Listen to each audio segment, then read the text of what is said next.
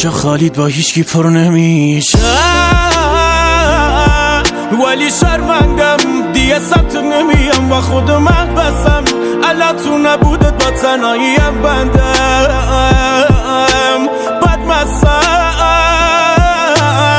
عین یه گرگ اسیر افتادم تو قل و زنجیر. قف کردم خودم حبس کردم، خدا دست ما بگیر، خدا دست ما بگیر.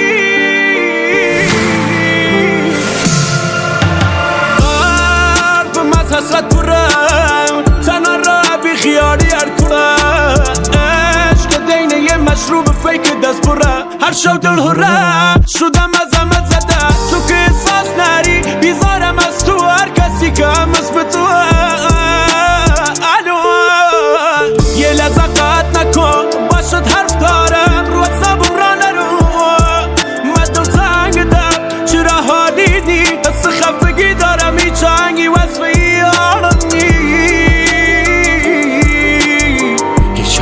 واسه حالم نی.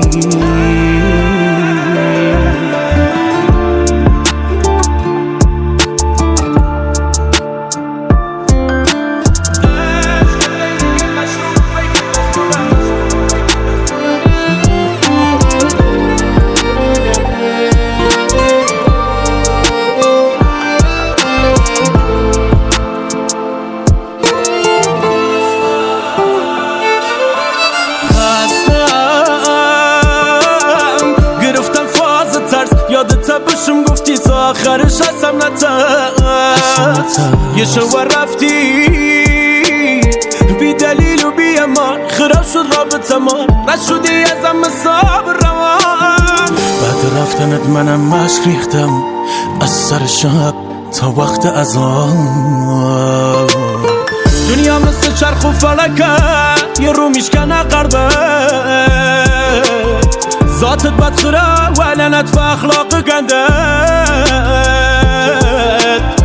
زندگیم رفت رو هوا ای بی خدا دیر کردی دیگه نیا، قلبم از حسرت پرم تنها را بی خیالی هر کنه، عشق دینه یه مشروب فیک دست پره، هر شو دل هره شدم از همه زده. تو که احساس نری بیزارم از تو، هر کسی که هم اسم تو